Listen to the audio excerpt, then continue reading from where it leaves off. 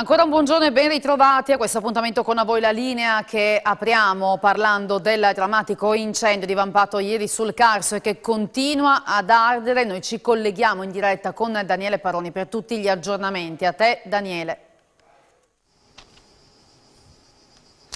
Ancora buongiorno. Rispetto al collegamento del telegiornale abbiamo varcato il confine, io e Fabio Di Bernardo siamo a circa 500 metri appunto dal confine e questa ci troviamo nella località di Merna, strada che introduce a Opati e Selo, dove c'è appunto in corso l'incendio. La strada fra qualche centinaio di metri, come ci dicevano alcuni operatori di un'area di servizio che è qui vicino a noi, è chiusa da ieri e quindi chi vuole transitare deve farlo acquistando ovviamente la vignetta e andare per transitare per Sejana. Abbiamo già visto transitare diversi mezzi dei vigili del fuoco che ininterrottamente stanno operando sul fronte del fuoco, che è agevolato, è purtroppo un triste alleato il vento che si fa sentire, quindi spinge le fiamme e allarga il fronte che ha già distrutto, li avete visti, anche in questo momento sono passati i vigili del fuoco, probabilmente in rientro da questo luogo. Strada che, come vi dicevo, è chiusa. L'abbiamo segnalato prima, c'è stato un vertice con Riccardi, Scocimarro, Zanier, il prefetto Ricciardi, e il dato più inquietante è che stanotte le polveri sottili erano con i prelievi dell'ARPA 30 volte il consentito, e sentite sullo sfondo, non so se lo potete fare, il rumore degli elicotteri. In questo momento proprio a poca distanza stanno operando 4 elicotteri, 2 Canadair, anche se il fronte, notizia di pochissimi istanti fa, sta iniziando a preoccupare il fronte di Duino, dove sono stati chiesti rinforzi. Da ieri è stato dichiarato lo stato di emergenza che, come ci ha raccontato prima l'assessore Riccardi, ha liberato appunto risorse economiche e umane proprio per fare fronte a questa emergenza, che di sicuro andrà avanti per i prossimi giorni, visto che le previsioni dicono che la pioggia per il momento non arriverà. Con la collaborazione tecnica di Fabio Di Bernardo restituisco la linea allo studio. E cambia anche la viabilità, sono trovate delle soluzioni per esempio a Trieste per quanto riguarda il trasporto ferroviario. Ci dice tutto Andrea Pierini. Buongiorno dalla stazione di Trieste. Ovviamente è una situazione molto complicata quella che stanno vivendo i viaggiatori, i pendolari, chiunque debba prendere un treno verso qualsiasi destinazione, tranne che Lubiana, dove il collegamento è al momento tranquillo. Cosa succede in questo momento in stazione? I passeggeri vengono caricati su treni navette come questo alle mie spalle, vengono portati fino al bivio di Duino Aurisina, li vengono sbarcati dal treno, imbarcati su dei pullman e portati a quel punto a Monfalcone, da dove partono regolarmente per modo di dire, i treni verso Venezia, verso Udine. La situazione è chiaramente difficile, le persone sono preoccupate perché c'è chi deve tornare a casa, c'è chi avrebbe dovuto andare a lavorare e in questo momento c'è molta incertezza. Si parla, ma sono previsioni da prendere sempre molto con le pinze, di una possibile ripartenza del servizio alle ore 16, ma ovviamente dipende da quello che riusciranno a fare i vigili del fuoco e i volontari per riuscire a domare le fiamme. Ieri sera, ad esempio, per riuscire ad aiutare i passeggeri che dovevano tornare a Trieste o dovevano andare via da Trieste, sono stati usati delle barche, il Delfino Verde e Adriatica, che di solito fanno la spola con Sistiana o con Grado, e sono state utilizzate per trasportare un quantitativo molto importante di persone. Questa è la situazione quindi in mattinata alla stazione di Trieste. Ascoltiamo anche un po' delle voci dei passeggeri. Dobbiamo andare a Verona. Vi hanno detto qualcosa? Com'è la situazione? Dovremmo aspettare la navetta, quella che va su e giù Trieste-Bivio, prendere il bus per Monfalcone, e da Monfalcone dovremmo arrivare a Mestre, poi Mestre-Verona, se tutto va bene. Più che un viaggio, oggi un'odissea. Più o meno sì, viste le temperature sarà bello impegnativo. A Udine. Tornare a casa o lavoro? No, dovevamo tornare a casa, sì. Deve tornare a casa, immagino, o deve partire? Io vado a mia amica, Dove deve andare? Sicilia. Si è parlato di fondi del PNRR oggi nella sede di Confindustria Udine, un incontro al quale ha partecipato in videocollegamento anche il sottosegretario agli esteri Manlio Di Stefano. Siamo con Matteo Borsani, direttore degli affari europei per Confindustria, oggi presente qui a Udine a Palazzo Toriani per un importante incontro, soprattutto per parlare dei fondi del PNRR, che sono uno strumento che potrà essere utilissimo anche per le nostre aziende. Come poterlo sfruttare, come le nostre aziende potranno sfruttare questa incredibile opportunità? Beh, i fondi per il PNRR sono un'opportunità unica, non solo a livello regionale ma anche a livello nazionale. È importante, direi, ricordare due paletti. Sono dei fondi che devono essere utilizzati secondo il piano che è stato stabilito dal Governo d'intesa con la Commissione europea, e ci sono delle priorità e degli ambiti precisi dove utilizzare questi fondi.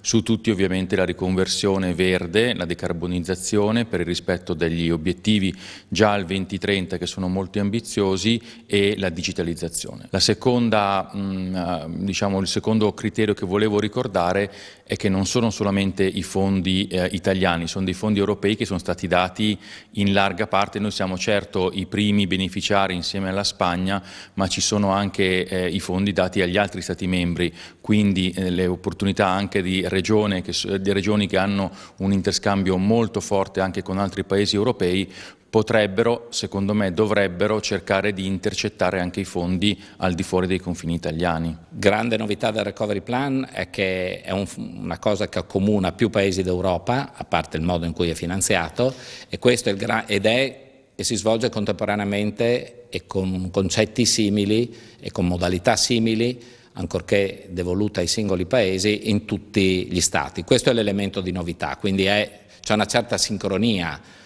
in un progetto di queste dimensioni enorme, e che per il mondo imprenditoriale è chiaro che è uno dei driver dei prossimi 4-5 anni, inevitabilmente in uno spettro molto allargato dei settori, perché se per esempio in Italia la parte più strettamente legata al mondo delle costruzioni è quella prevalente, la filiera che si porta dietro attiva tutta l'industria, quindi sarà molto pervasivo in maniera positiva. Quali sono i paesi più allettanti per le imprese friulane? Ma io credo che i paesi interessanti sono tutti quelli dell'Europa e dei mercati maturi dell'Europa. Parlo di Francia, Germania, i paesi scandinavi. Forse un po' meno i paesi più simili a noi, parlo dei paesi mediterranei come possono essere la Spagna o il Portogallo, molto più piccolo.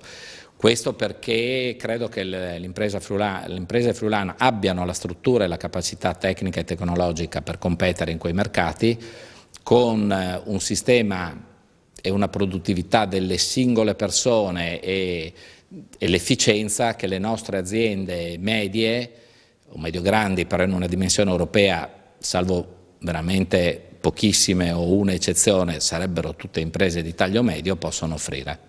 Quanto vi preoccupa, quanto fa male questa instabilità del governo? Oggi Draghi è alla Camera e naturalmente se si dovesse bloccare anche quel settore lì, insomma tutti i funzionari ministeriali eccetera che hanno in mano queste pratiche rischierebbero di rallentare anche tutte le progettazioni per le quali insomma c'è fretta. Beh, diciamo che è una prospettiva cui è meglio cercare di non pensare, stiamo in apnea ancora oggi, perché le conseguenze possono essere gravissime, anche perché il governo nell'ultimo anno ha dato dei grandi segni di cambiamento, non solo a livello politico ma anche rispetto alle persone, come si diceva, che stanno lavorando a questi progetti. Sono state introdotte delle professionalità davvero importanti in un paese, il nostro, molto complicato, perché adesso la macchina in questo momento continua a viaggiare a 2 velocità, però l'importante è che almeno abbiamo 2 velocità, ce n'è anche una a posto. Se si manifestasse uno scenario che non voglio neanche evocare, torneremo a un'unica velocità che non è una velocità ma è il disastro da cui dobbiamo necessariamente uscire. Sabato 30 torna la grande atletica con il meeting internazionale Sport e Solidarietà a Lignano. Siamo arrivati al 33esimo, è sempre una novità, perché mettere in cantiere un evento del genere è sempre una grande avventura e una grande scommessa, per cui ce l'abbiamo fatta e questo già è il primo risultato che ci inorgoglisce un po' tutti. E poi il livello sarà sempre quello che conosciamo, altissimo. Naturalmente avremo il gruppo dei giamaicani, avremo le persone con disabilità, di Special Olympics. Ci sarà un premio che viene dato alla resilienza di Anna Incerti, che è la nostra già campionessa europea della maratona, che ormai si è accasata qui in Friuli. E poi il trofeo Missoni, naturalmente, alla 9ª edizione.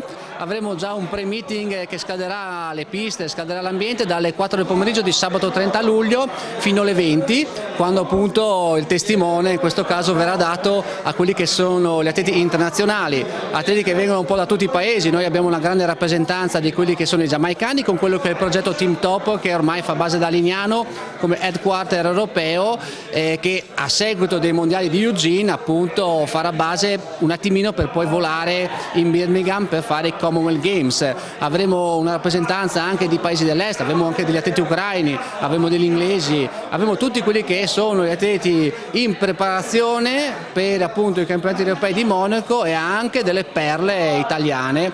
La nostra perla migliore era quel Marcel Jacobs, che purtroppo, come sappiamo tutti, ieri ha dovuto abdicare, ma soprattutto a tutela di quelli che sono gli europei. Ci ha promesso che verrà sicuramente il prossimo anno. Onore al merito, hanno resistito, così come il resto del nostro mondo sportivo regionale, e si ripresentano con un programma che è pieno di campioni nazionali e internazionali e che sicuramente attirerà tutto il pubblico che merita.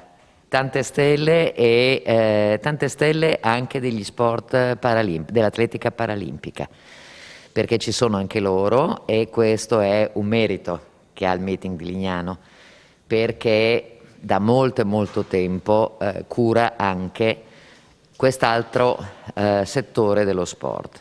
Lo sport accomuna tutti, e quindi l'auspicio è che tanti altri nella nostra regione seguano questo esempio. Beh, il meeting fa parte ormai delle manifestazioni consolidate della nostra località, è una cosa come la terrazza mare, il faro, che senza il meeting non è stagione, come non lo è senza le frecce tricolori, come lo è senza i fuochi artificiali, insomma di quelle cose che i turisti si aspettano sempre di trovare nella nostra località. Lo sport è stato un settore dove, quando io ero assessore allo sport, ho cercato di trovare un sistema per allungare la stagione a Lignano, e quindi ci siamo candidati per gli EIOF, poi per i Master Games, e quindi abbiamo tutta una serie di costruzioni, la piscina olimpionica, un altro palazzetto per lo sport e tanti campi a disposizione degli sportivi, e abbiamo allungato la stagione e dato la possibilità a tantissimi di allenarsi.